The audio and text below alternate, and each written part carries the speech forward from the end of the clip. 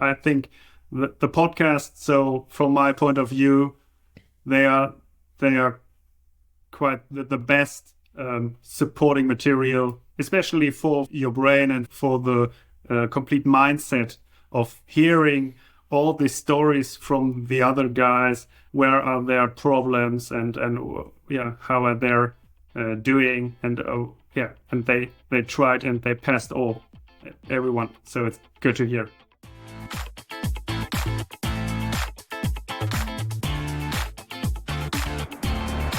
Welcome to another episode of the CPA Exam Experience podcast from Superfast CPA. I'm Nate, and in today's interview, you're going to hear me talk with Florian. So Florian sent me an email. I had never heard from him before. He's actually from Germany. He's the first person that I've talked to that used our strategies to pass their CPA exams. And he actually said in his email that he had never bought any of our products. He just watched the free training, and it helped him transform how he studied. And then at that time, he was emailing me to tell me that he had passed using our strategies. So we set up a call because I was interested in hearing his story. So in this episode, you're going to hear Florian's story from the beginning, how he studied, how he figured out his process, and how he used our strategies to improve his process and make it more effective. Before we get into that, I just want to mention the free training that Florian referred to in his email. That's our free training webinar. According to Florian, he watched that, took notes on the strategies, and that alone was what he used to transform his study process. So these are 1-hour trainings where we walk through the 6 key ingredients to every successful CPA study process. When you're doing all 6 of these things in your process, it's really hard to go wrong, as illustrated by Florian's story and pretty much every other podcast interview you've heard on the podcast. So with that out of the way, let's get into the interview with Florian. All right. So is it 5 p.m. there? It is, yeah, in Germany. All right. Nice. Never had someone, never on the podcast, someone from Germany. As far as I know, never a customer from Germany. And actually, you weren't a customer, right? That was your thing. You just kind of watched some of our videos. What did you see or use? Like some of the podcasts or the free training, or what did you watch from us? Yeah, I started with an ad on YouTube, to be honest. Okay. Then I switched over to some videos, and then I found out that you're doing this podcast thing, and this was the starting point of all my CPA journey. I listened to nearly all your podcast sessions. Okay. On the way to work and after and in my spare time, and that was the starting point. Awesome. That's cool to hear. So that's interesting. YouTube ad, like you were in Germany at the time and it showed you a YouTube ad? Yeah, so my former partner, he was a CPA as well, so he recommended me to start the journey for the CPA. Yeah, and then I did a lot of research online, of course, and I tried to find out how's the process of doing the exam. Yeah, and then I, of course, add CPA on YouTube, and then I found out about Superfast. I guess I'm just wondering because we don't, as far as I know, I have an agency that kind of runs our advertising, but I think we just select, like the United States as far as like the area to advertise. But maybe it was I think sometimes there's specific videos that we might target just regardless of who's watching it. Maybe that's it. But that's interesting. You saw one of our ads over there. So one of the first things I was going to ask you is, like I said, I've never even heard from someone in Germany. So you mentioned your partner. What was the, getting the US CPA over there? That's what you're talking about, right? The US CPA? Yeah, absolutely. Okay. Yeah, here in Germany, so when you're doing in accounting, so you have to do the German CPA license, and on the other side, the German tax advisor license. So these are 2 separate exams. I did these exams in 2022, No, in 2020 and 2021.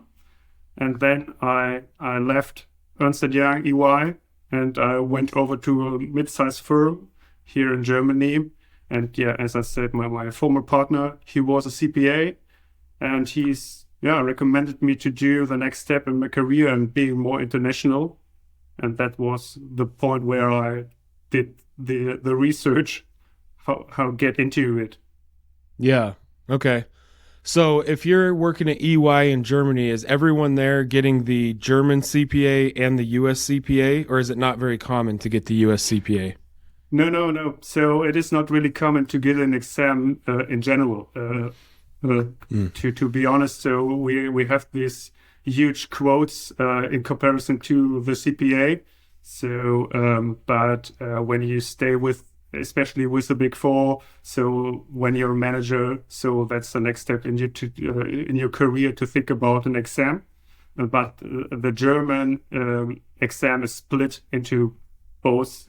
On the one part, the CPA, and on the other part, the tax board. And these are two separate German exams, but they are not really international known. So, to be honest, so when you're doing business in international, so the CPA, the US CPA is more familiar to everyone. Yeah. Okay. Yeah, that makes sense. Okay. So when you decided to do the US CPA, did you just get a review course like such as Becker or something and just kind of start originally? Yeah. So and during this time, so family situation changed a little bit. So my wife was pregnant, and I knew there won't be so much time of studying. So I was quite familiar with studying from my former exams, but this took a lot of effort and time, and so I knew I have to change something. And then I was with Gleim, so I booked the Megger test bank and the outline or the book. So, but then I start the old way, so the normal way. You always say reading all these outlines and summarizing them into Word format, and then doing the control MCQs and the control TBSs. And in the first weeks or months, I was quite bad into it. Okay. So just when you started with Gleim, did it seem harder or anything, or like more information than the German exams you took, or was it about the same? Oh, it's a different kind of format. So in Germany, you don't have an exam in multiple choice style. So you have more written tasks, but the content is quite the same. So, but it is a different law in different taxes. But in Germany, you have taxable income as well. So, and you have auditing standards as well. But there are a lot of differences. The foundation is the same, but the kind of exam is different. Yeah. Okay. Yeah, and I can't remember right now. One of the other podcasts, someone mentioned that like the multiple choice was brand new. They'd never seen that in school their whole life. Was that, I don't know, was that challenging on its own, the multiple, like just that the format was different? Yeah. It is different. So it's harder at the beginning. So because you're not that familiar, you have this language difference or this language problems in the beginning. So especially with all the vocabulary, the quite intense English, business English, you have to challenge with, and then the style of multiple choice questions. So when you read a question the first time, all the questions seems to be, or all the solutions seems to be the same. So it could be A, B, C, or D. Right. Okay. Yeah, that's funny. Let's see, what was I getting? So when you started just kind of reading, or not you said you had their test bank, but when you just started, how long was that period where you were doing things the normal way? Oh, I think for 3 months. So I started with BEC because it was a try how good am I in doing this. So I start with BEC because everyone says it's the easiest one. But in the end, it was my worst score on BEC. I did all the stuff doing the old way, and I did it for 3 months, and then I took it in the end of 2021, and yeah, then I scored a 78, so it was quite close to the benchmark. But yeah, and during this time, I knew, so this can't be the way to do it. Now, do you say that just because it was taking you just all your free time to study? No. I started studying before work in the mornings. So I went to work. I started at 6:30, 2-hour learning session. But the main part of my learning session was reading the outlines at Gleim and doing some multiple choice question. But the main part was summarizing the book. Okay. When you say, you finish BEC and you kind of look back and you think this can't be the way to do it, what was it? What do you mean by that? Just that you felt like the way of studying wasn't that efficient, or when you say that can't be the way to do it, what do you mean by that? Yeah, there are different. It is different to summarize the book and to summarize them on a white paper and to answering multiple choice questions. So it didn't make me better in solving multiple choice questions. So I switched my strategy and adapted your style of studying a little bit. Gotcha. Okay. Yeah, I get what you mean. I just, for the people that are going to listen to this. Okay, so was it after BEC you saw that YouTube ad and then watched our free training then? Oh, no, it was during this time. So I did always more research and getting more information because, when you are located in Germany, so the CPA, you are not quite familiar with the process. And of course, I researched a lot online and to get more deep into it. And during this time, I think it was the time when I found out about your program and of course about your podcast. I'm very, very happy about this free source of getting deeper into it and to hear about the stories from other people and their strugglings. Yeah. Okay. All right. So after BEC and you had kind of started hearing our podcasts and stuff, what were the main shifts in your study strategy you made? Yeah, well, at the beginning of my study session, I did a little bit of reading the outlines, but only on a high level. So only to get understanding of what's the next chapter of. So what I doing there, and then the main part of the morning session, I think 90 minutes or I think so. It was doing MCQs over and over. Yeah.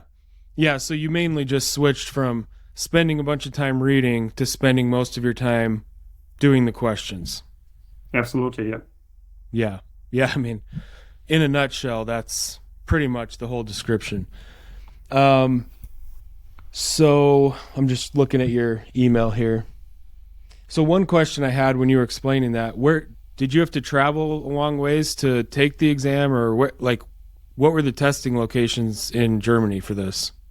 Yeah, you have one in Frankfurt, so it's not that far away. A 2-hour commute to Frankfurt, so it's good to handle.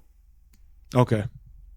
And so you were already studying in the morning, so you would study in the morning, just work. And so did you kind of have the evenings free? You just had the studying done for the day in the morning? Yeah, absolutely. So in the first days of studying, I heard a lot of to the audio notes from Gleim, but in the end I skipped that as well because they, in my opinion, they weren't that helpful, and I skipped that as well. I always try to have spare time in the evening with the family, and at the weekends often as well. So I always try to use the 2 hour session in the morning, and that was my main part of studying. Yeah, so I mean that's pretty efficient. So your whole way through, you just passed these just doing the 2 hours in the morning. And did you do that on the weekends or not at all? No. So I blocked. I think it was in the end a 10-day period before my test day, and so this was my cram session. And during this time, I did a lot of MCQs, 6 and 8 hours or 2 to 8 hours a day, and then of course on the weekends as well. But in the weeks or months before, I always try to do one session a quarter. So I used 3 months to study. And during this time before I did the cram session, I always blocked the weekends for family and spare time. So there was only studying during weekdays. Okay. Yeah, that's pretty efficient. So what was the section you took after BEC? Well, I think it was reg. Okay. So I tried one of the harder ones. Yeah, that would be challenging because, obviously, you don't really work under U.S. tax law, or it's just not something you kind of grew up being generally familiar with. And then, so yeah, and did you find that? I know you said BEC was your lowest score, but which one's content did you find the most difficult? It was, I think it was far because it's that huge content. It was so much different models, and it was huge. It was challenging, but in the end, it was one of my best scores. So it's quite funny. Yeah. Yep. Well, you probably had your process down pretty well after that. That's another thing that happens. Your BEC was your lowest score, but your first attempt. So, okay, back to reg. So from you finish BEC, you kind of look back on it and think that wasn't the most efficient way to study. Then you do reg, mostly focusing on questions. Did you feel a difference that, okay, this is much more effective all the way through reg? Do you just feel better about the process? Yeah, to be honest, you're getting so much faster into the MCQs. You're getting so much faster, better in answering them, and you're learning or studying the content of the outlines in this way from the other end. So doing the MCQs first and then understanding the content. Yeah. I mean, if you've listened to all the podcasts, you've heard me say this probably 100 times, but it just makes so much more sense. I mean, it seems so obvious. It's like, okay, on test day, you're going to do MCQs and sims, so don't spend most of your time reading the content in paragraph format. Like, learn the material via the questions. Anyways. So what about sims? Those are pretty unique to the CPA exams. And then you said that you only studied 2 hours a day on weekdays, and that was primarily MCQs. So how did you practice sims into your process? Well, the closer the test date came, I always filled the studying time with some more simulations over and over, and then I split the time from only doing MCQs a little bit, of doing some test-based simulations as well. To be honest, I did them a lot, but only in a MCQ way. So I split them down into the different parts. For me, I didn't focus that much on the time that ran down. And when I don't get the results, I submit them and got deeper into the content of in this way. Yeah. Okay. So if you get stuck on one or didn't know how to do one, you just submit it and then use the solution to kind of reverse engineer. Okay, this is how this sim works, right? Yeah. Yeah. Okay.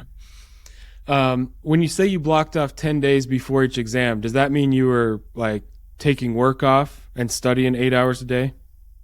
Yeah. So I try to block a week for 5 working days and the weekend before and the weekend after, and then I try to take the exam on a Monday as you recommend to do so.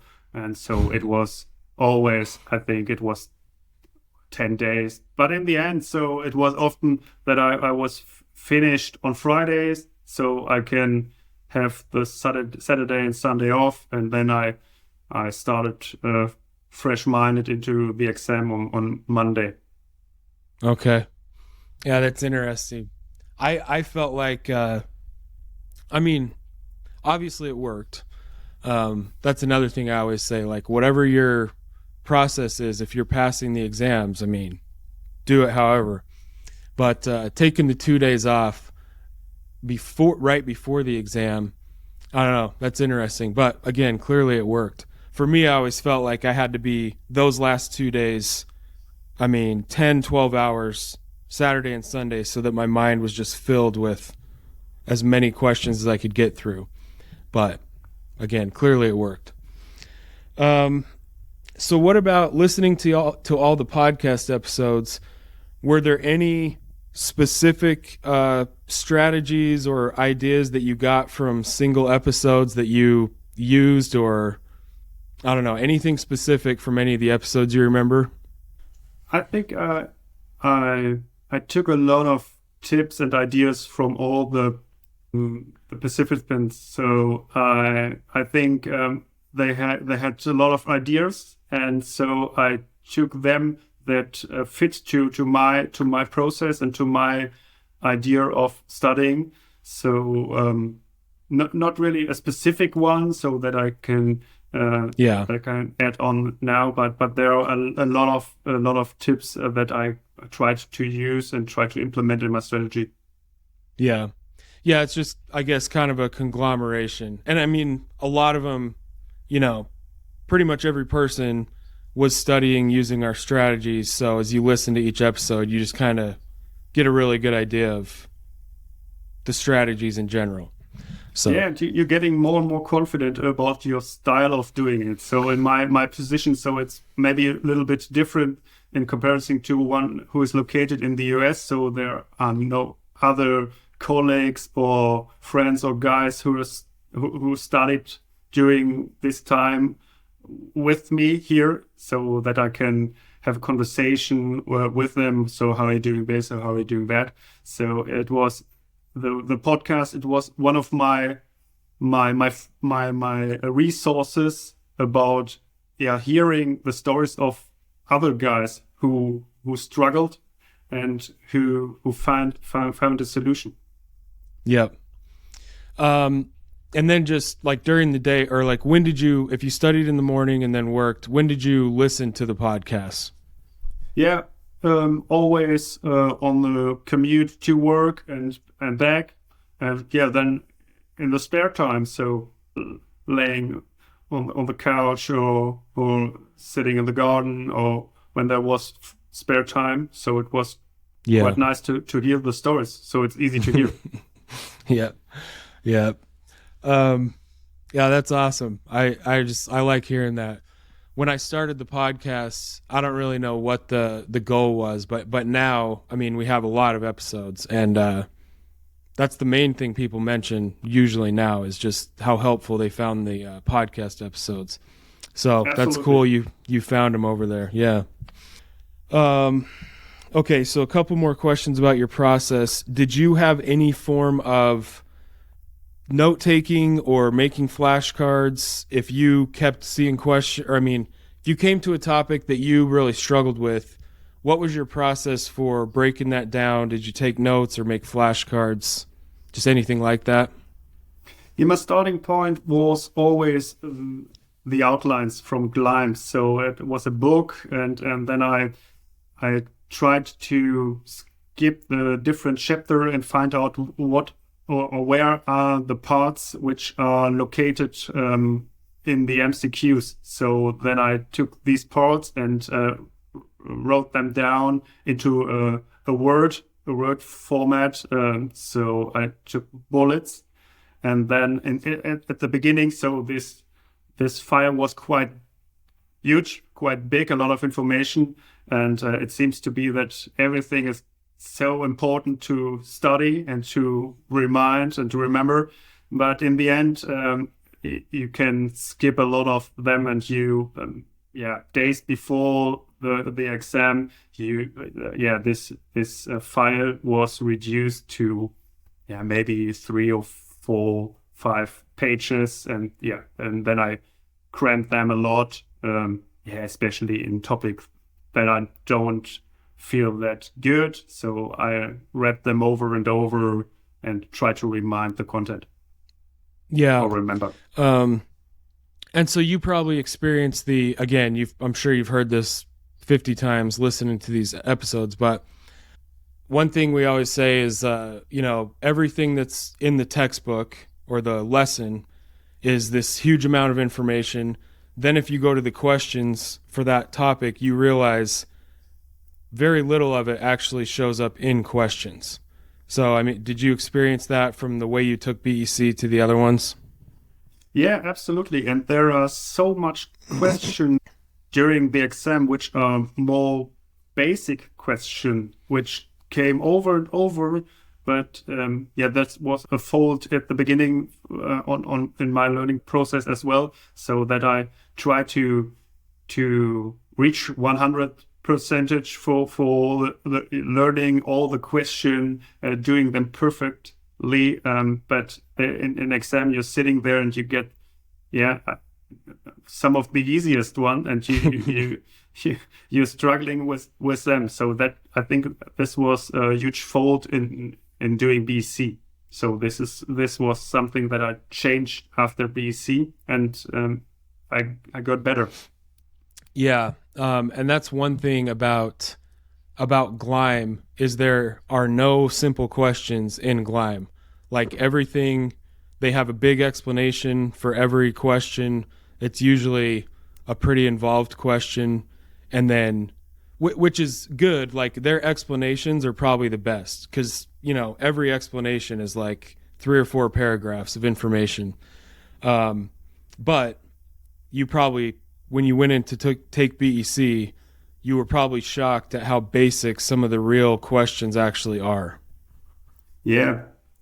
In the end, or in the middle of my learning process, when you use the mega test bank, you have different option in choosing the multiple choice question. So on the one way you can use the adaptive way, and on the other hand you can use the random way. So in the middle of and at the end of my studying process, I skipped the adaptive way, and I only used the random way, because the adaptive way, it was adaptive, and all my worst MCQs that I'm so worse in. So they came over and over, and I did sessions of 30 question, only the worst question over and over. So this wasn't the best way to do them. Right. And that's a big key point. That's why, I don't know, I'm not a huge fan of the adaptive functions. You can use them sometimes so that you're just getting a set of questions of all your weak areas. But if you constantly do that, like you said, in my opinion, you want practice, manual practice on all the questions, just because you can see these basic questions that on exam day that you might not have covered because your adaptive software was only giving you the hardest stuff. And then you're missing like easy questions on test day because you never covered like the easy lessons. So, yeah. Let's see. So, okay, when you would, after BEC, and you're using the Gleim test bank primarily for questions, would you go lesson or topic by topic and just do those questions? Or like, how did you break it out after BEC and you switched to the questions first process? Oh, I used the outlines and try to find out what's in the different chapters, but then I directly used the whole set of MCQs from all the different topics over and over. To be honest, at the beginning I was quite bad in answering the question because there had been parts of the question which contain material which I'm not had been into it during this time. But okay, then I skipped them and I try to use it the best way. And yeah, I think I always try to go through the content on a high level basis a week or 2 weeks, so I have a feeling about the content and what are the sessions about, and then I got better and better in reviewing the MCQs. Okay, so like day one of reg, you would kind of read the outlines for the first few topics or whatever, and then when you went into the questions, were you just generating 30 from the entire reg test bank? Yeah, absolutely. Okay. Yeah, and I've talked to people that did it like that. So yeah, so the first few weeks were probably rough because you're constantly going through questions, but I guess you just topic by topic, you're seeing a few questions each day, and as you review the solutions, you just build on it, and then by after 5 or 6 weeks, you start to have a handle on all the topics doing it like that? Oh, I think it took 2 weeks, so that I tried to cram or go through the content, and then I covered the content on a high level basis, and then I got better and better in doing question. And then when there have been questions where I didn't which I didn't know, I switched over to the content book and tried to find out. So wrote it down to my file. Yep. Okay. And you said you did that. You took your notes on like in Word, or you typed it. You weren't writing it by hand. No, only in Word. Okay. And then when you said that your notes got smaller the closer you got to test day, is that because as you learned, like you knew you really understood something, you would actually delete it? Or were you saying that in BEC you took so many notes, you just learned not to do it that way in the other sections? Oh, I used colors. So at the beginning, everything was yellow because I didn't know anything, and then I highlighted only these parts which I was unfamiliar with during my learning process, and at the end, so I think most of the file was blank, and I only had some parts highlighted which I concentrated on days before the exam. So the rest, I think I was familiar because I learned about the content not on the basic of my file, more than because I knew it because I did the MCQs. Okay, so you just use kind of a color coding system. This stuff's this color that I'm still not very familiar with or not comfortable with. This stuff is the different color. because I don't really need to focus on it anymore. That's basically how you did it. Yeah, in the beginning it was yellow, and then I switched over to green. So green was the next color for the next step, and at the end there had been only some parts which were blue, and yeah, the blue ones that had been that I really studied from my paper or from my file days before the exam, and the rest I skipped this. Gotcha. Yeah, I like that. That's a good, did you just come up with that, or is that how you always did things like in school and stuff? The color coding thing? No, I developed this a little bit during the CPA studies. Because the content, it was so huge and it's so much, and so I had to find out a system of how to remember them. And at the beginning, you feel like everything is so important, so you're quite unfamiliar with all this stuff from my point of view. You don't know anything about the concepts, and everything is so important. But when you going deeper and deeper, if you study the content and you find out that there are some parts which are really, really important that you have to remember, and you write down. Yeah, and that's just a good example of I don't know what you'd call it, just being, you have your review course, it gives you all the information, and I think a lot of people they think their only weapon or strategy for these exams is just time spent reading or using their review course.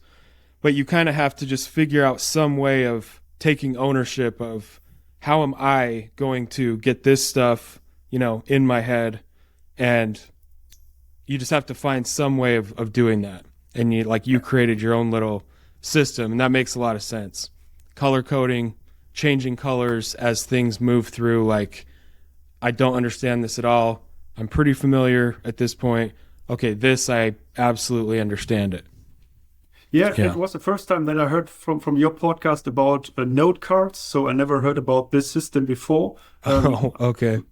But I thought about doing this, but I used a different way. So, but as you said, you are responsible for your process, and do what makes you successful in getting this exam done. Yeah, exactly. So did you guys, you mentioned your wife or your partner being pregnant. Did you guys have a baby during these exams? Yeah, at the beginning. So he's from August, and I started in September. So even when you were doing BEC, you had the new baby? Yeah. Okay. So how was the first few weeks or months? Was it tough with the whole sleeping thing? Yeah, it was hard. It was hard to do so. But thanks to my wife, so she took a lot of responsibility, and she covered my learning process and or my studying process, and so it was doable for me. But on the other side, it was only these 2 hours in the morning, so I had to be get up at 5 a.m. and then commute to work, and then studying for 2 hours, and that's it. So it's sounds so easy. Yeah, of course I was quite tired in the morning, but then you're done. Exactly. I mean, that's again, that idea sounds really simple, but a lot of people fight that idea of getting up 2 hours before work, and they're like, no, I'm just going to study at night. But then, a million things can come up in the evening after work, or especially if you have kids. Plus, you're just tired. Like, your brain's not fresh anymore. So I just think locking in that 2 hours just solves so many problems. I mean, like you said, you're just done for the day. If you just do that, you don't have to think about studying again. So Yeah, yeah. absolutely. Your mind is quite fresh, and it's not that loud in the office, so telephone isn't ringing. There are no emails coming in, and you can concentrate on 2 hours doing the CPA stuff, and then you're done for the day. So would you do the 2 hours at home, or would you actually get up and go to your office two To full the hours office. early? Yeah, to Gotcha. the office. Okay. I mean, yeah, that makes sense as well. So you're up, you're dressed, you're just ready, you're in that mindset. Anyways, well, we kind of went through everything that I normally ask. Yeah, it sounds like you crushed the exams. 2 hours a day, no weekends. You had a new baby, and you just kind of went through them. I mean, did you pass them all in the first try? Yeah, I did. That's awesome. All Yeah, right. Well, absolutely. yeah, that's really good. I mean, especially since it was all foreign to you, basically. I mean, the rules and that's good. So the last thing I always ask is, what would be, even if we already covered it, what would be your top 3 tips to people that are struggling with the study process or still trying to figure it out? Yeah, well, yeah, you should concentrate on what you're doing in the exams. So first of all, the MCQs. So you have to be quite good into it and doing it over and over, and then you're getting better in answering them. And from my point of view, in the end, some test-based simulation, but this depends on how is your learning style and how deep you want to get into it. But when you do them, so you should split them as you do it with multiple choice question. So and that's one of my first tips to do so this way. Um, yeah, and on the other side, so yeah, maybe you should find out your why. So why am I doing this? Because this is it took me more than 1 year to pass all the exams. It was quite stressful, and it is such a long time, especially in dark winter nights or in nice summer days. So you always have this in your mind. So you have to study, and you have to, yeah. From my point of view, you have to be prepared for doing this journey, and yeah, then this will work. So hopefully. Yeah. Yeah, and that's a huge thing. Again, you've probably heard me talk about this, but when you talk about motivation to someone who hasn't started this and they're about to, or they're not deep into the study process, talking about motivation kind of seems like, well, like, give me study tips. Like, that's not important. But a few weeks in or a few months in, when you're waking up, when it's still dark, like you said, and it's cold or whatever, that's when motivation starts to become a big issue. So I don't know, did you write out your why on a paper, or like what would you do to kind of, if you were having a tough day with motivation wise, how would you get yourself back in that mindset? Oh, I have a list on my iPhone, and yeah, that's the part of yeah, when you have a stressful day or a day that studying didn't work that good. So I took that list and had a closer look to my goals, and especially my learning goals. I split down the learning process into, as I said, one exam per quarter, and then I saw into the calendar. So how many weeks, yeah, do I have to go still, when the next exam is booked? And this motivates a lot in having this in mind. So this is the overall goal of my career. So doing the next step, having these exams done. Yep. Yeah.